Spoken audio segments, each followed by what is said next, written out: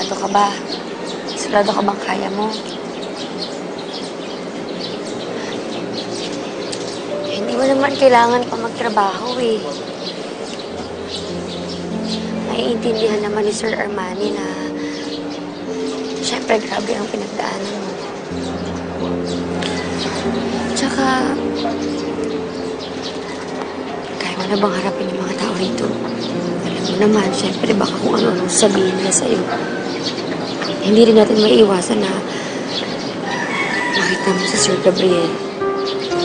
Baka naman dyan sa pagsubok mo sa sarili mo at papatibay-patibay mo na yan, mas lalo kang masaktan.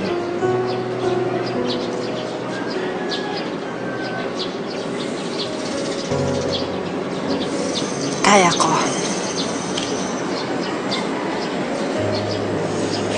Kaya ko. Oo, aminin ko. Kinakabahan ako, ate. Pero iniisip ko kayo ni na Mama, ni Vince, ni Tito Armani, yung pagpamahal at tiwala niyo yung binibigay niyo sa akin. Ate, lumalakas yung loob ko, yun yung sandata ko. At yung panlaban ko kahit anong ibato nila sa akin. Kaya ko. Sige. Kaya na gusto mo. Wala naman ako magagawa eh. Tsaka mas okay na yan. Yung lumalaban ka. Kesa dun sa bagsak na bagsak ka.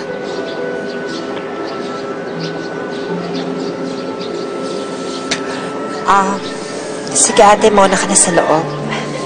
May hihintayin lang ako. Sigurado ka? Sige. Okay.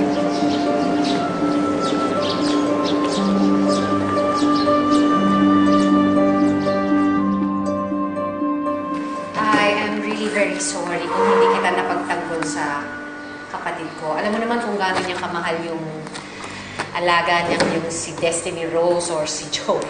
Okay lang po yun, Miss Betilda. Total naman nagawa ko na yung mission ko dito sa publishing house. Nasira ko na si Destiny Rose at dahil doon unti-unti na siya bumabagsak. Di mo man lang ba ako pasasalamatan? Okay, fine. Kung hindi dahil sa ginawa mo, hindi ko mapapalaya sa buhay ko si Destiny Rose. Okay, bakit nandito ka pa? Nais ko lang to at saka kailangan kasi makita ko si Gabriel dahil kailangan mag-usap kami. Alam ko kasi na kailangan niya ako ngayon. Hindi na yun papasok dito. Wala na yung mukhang ihaharap sa opisinang ito pagkatapos ng nangyari. Ganun ba? Eh di, sa bahay na lang nila ako pupunta. Alam mo, Jasmine, sayang, nabilib pa naman ako sa'yo. Pero most of the time, pinapairal mo yung pagkababita mo eh. Miss Betilda, baka nakakalimutan mo na hindi mo na ako assistant. Kaya wala ka ng karapatan na lait-laitin yung pagkatao ko. At ipaalala ko lang din sa'yo kasi baka nagka-amnesia ka na eh. Kung hindi dahil sa akin, hindi mawawala sa paningin mo si Destiny Rose. Konting preno naman. Kunti lang, ha?